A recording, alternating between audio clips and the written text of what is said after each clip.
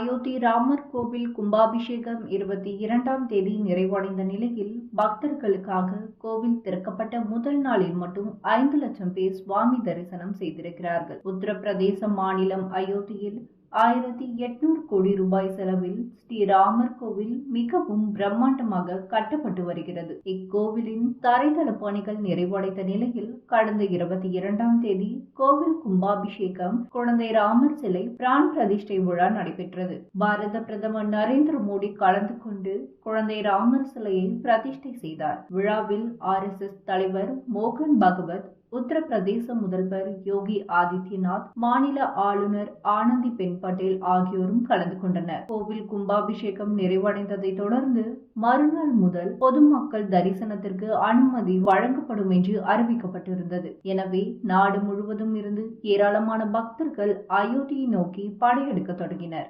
நேற்று அதிகாலை 3 மணி முதலே அயோத்தி ராமர் கோவிலில் ராம பக்தர்கள் குவிந்தனர். இதனால் கோவிலில் பக்தர்கள் கூட்டம் அலைமோதியது. காலை 6 மணிக்கு கோவில் நடை திறக்கப்பட்டது. உடனே பக்தர்கள் முண்டியடித்துக் கொண்டு சுவாமி தரிசனம் செய்ய விரைந்தனர். பக்தர்கள் கூட்டத்தை கட்டுப்படுத்த போலீசார் கோவிலில் தடுப்புகளை அமைத்திருந்தனர். எனினும் தடுப்புகளை உடைத்துக் கொண்டு பக்தர்கள் முண்டியடித்து சென்றனர். காலை 6 மணிக்கு தொடங்கிய தரிசனம் இரவு 10 மணி வரை நீடித்தது. அந்த வகையில் முதல் நாளில் மட்டும் 5 லட்சம் பேர் குழந்தை ராமரை தரிசனம் செய்ததாக கோவில் நிர்வாகம் தரப்பில் தெரிவிக்கப்பட்டுள்ளது. மேலும் அனைத்து பக்தர்களும் சுவாமி தரிசனம் செய்ய அனுமதிக்கப்படுவார்கள் என்றும், ஆகவே பக்தர்கள் அமைதி காத்து ஒத்துழைப்பு வழங்குமாறு கோவில் நிர்வாகம் கேட்டுக்கொண்டுள்ளது.